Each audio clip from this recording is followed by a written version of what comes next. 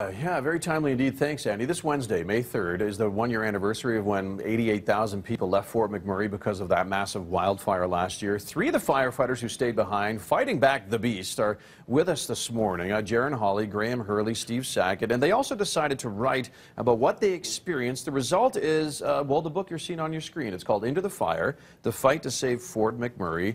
There is a charitable component to the release of this book. We'll get to that in a second. But first of all, thank you so much, guys, for coming in. And maybe, Jerron, we'll start with you. In putting this book together, was it like a cathartic thing for you guys, like a way to kind of work through what you saw, or was it just to record history? No, absolutely. Right away, we didn't expect a book to come through with this, right? I mean, it was just a collaboration of three stories going into one, just to confirm that this actually happened, and this is how we felt through it, and our story. It's our words, right? So it was definitely a way to reflect on what happened, and it was therapeutic in a way. And the book is filled with photographs. Graham, they're not all your three photographs. You've also compiled, are the other firefighters as well, their images? Or? Yeah, absolutely.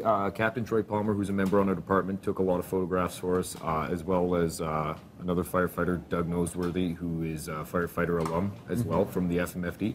So that's... And then, of course, what we gathered off our own cell phones. Off your own cell phone. So you guys were snapping whenever you had a chance to catch your breath. Is that how it works, Steve? Or? Yeah, exactly. Yeah. Okay. Yeah. We're going through the pictures here.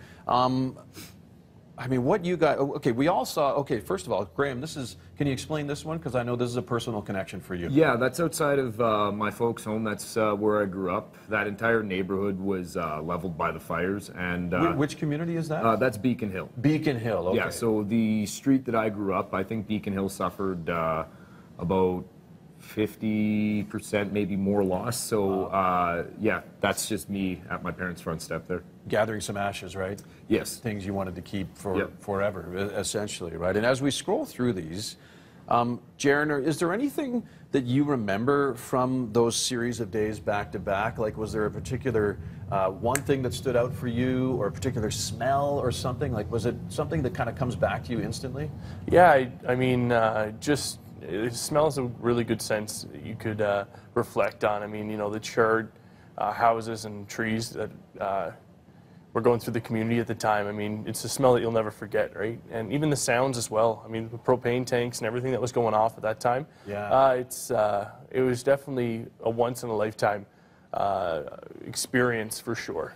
Oh yeah, for sure. I'm just going to flip through here because there were a couple of pictures that I wanted to show off, and one of them, I guess, I go show it right here to Sean. One of them, these are photos of, are they thank you cards you guys received, Steve? Is that what these are? Yeah, they're from all the kids in the schools, and yeah, they just sent little thank yous, and it's amazing how much that lifts your day up. Yeah, I was going to say, how did that make you guys feel? Oh, like these must have been pouring in. Oh yeah, and they all have little funny stories in there. The kids, right? Yeah, all ages of kids? Yeah. And there's one other photo that made headlines around the world, of course, and that's when the people of Fort McMurray were starting to come back and gather whichever belongings they could. And that's this photograph here. Sean's going to shoot it for us.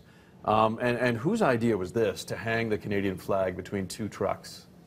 I don't know whose idea it came from. I mean, it was obviously one of our leaders in the department, but whoever came up with the idea, it was thinking. I mean, yeah, that sense of pride you had up on that overpass was something.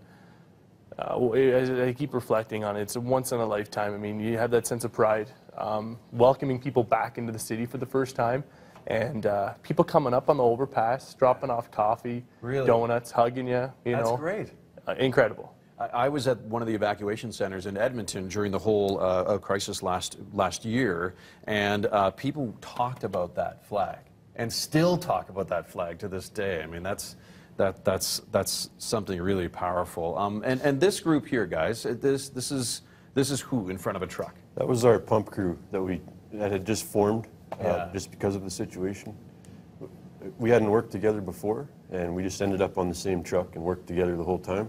And that's a picture of that. And real quick, Jerron, the charitable component to this and the release of the book is what? Yeah, so we're donating, and along with Penguin, a portion of the proceeds from the book to the Fort McMurray Firefighter Relief Fund. So we're currently working with our union, Local 2494, in a fund to, you know, if complications arise down the road or whatever for anything that comes up, like potential issues or whatever, we're going to hopefully be able to donate towards that. So we're working on that right now. And you guys were saying that there are going to be signed copies of the book at which chapters locations? I believe it was Crowfoot and Dalhousie. Crowfoot and Dalhousie. There you go. Well, it's called Into the Fire, The Fight to Save Fort McMurray, a first-hand account of battling the beast. Spectacular imagery and great eyewitness accounts, guys. Thank you so much. And thank you so much for what you guys did, too, as well. I mean, it's amazing. It's amazing that so much of Fort McMurray was saved. Thank you so much. We have a look at your news stories making